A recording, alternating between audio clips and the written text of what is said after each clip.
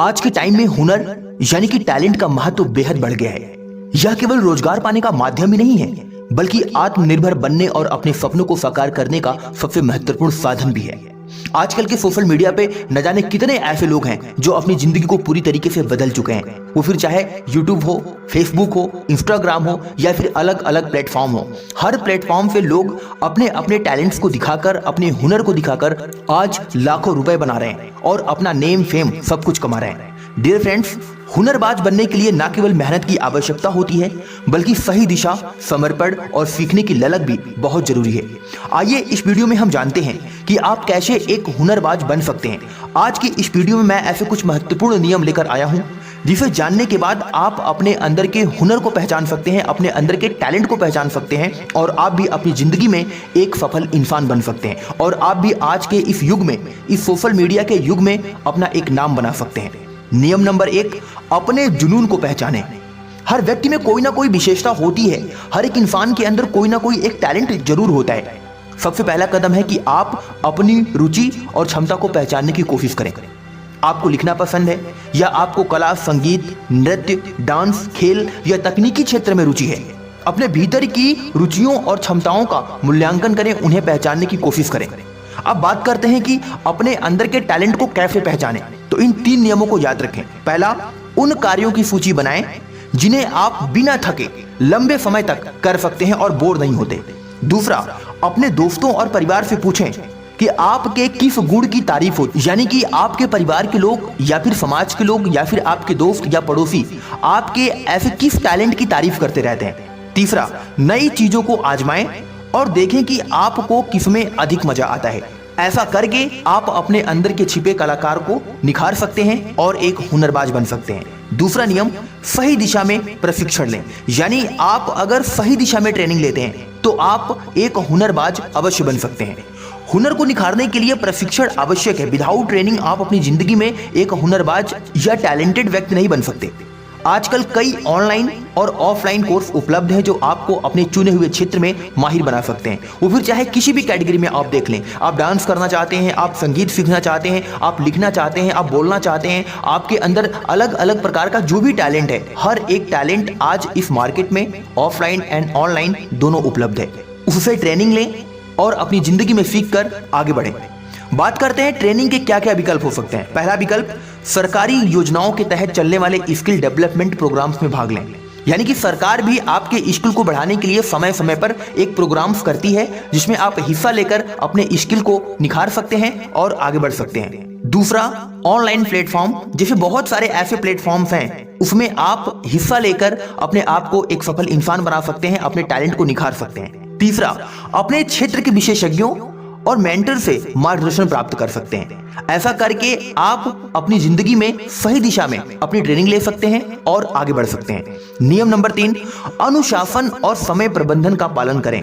Discipline and time management most important है आपकी जिंदगी में आपको आगे बढ़ाने के लिए और अपने हुनर को पहचानने के लिए। याद रखें, हुनर सीखने और उसमें माहिर होने के लिए डिसिप्लिन और टाइम मैनेजमेंट बहुत जरूरी है।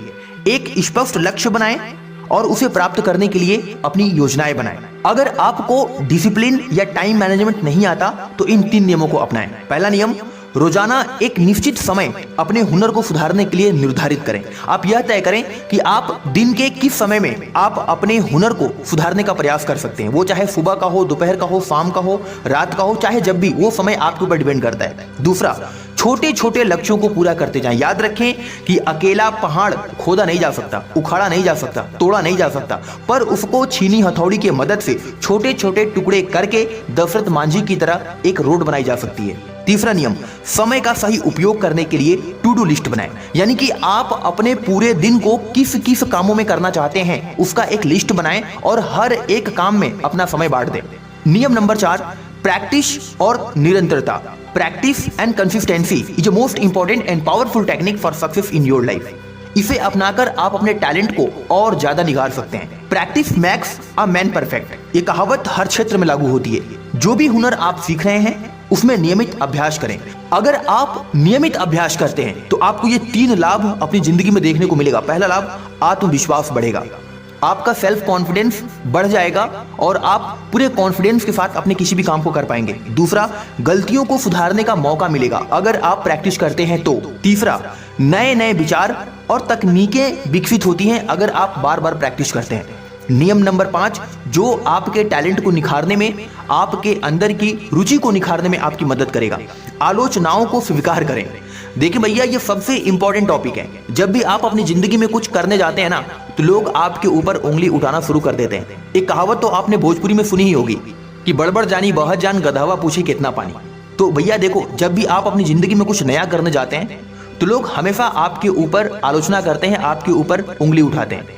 आपकी यात्रा में आलोचनाएं भी आएंगी, इन्हें स्वीकार करें और इन्हें सकारात्मक रूप में लें और सुधार की दिशा में काम करें। अब बात करते हैं कि ये जो सामाजिक आलोचनाएं होती हैं, इनको कैसे लें और इनका फायदा उठाएं। पहला, आलोचनाओं को व्यक्तिगत ना लें।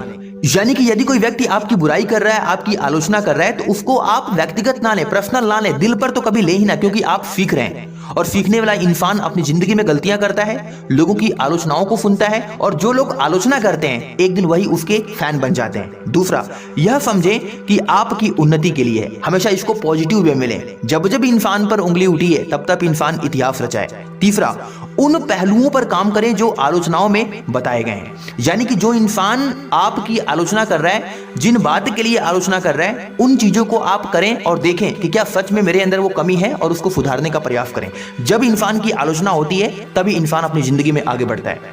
नियम नंबर 6, नेटवर्क बनाएं।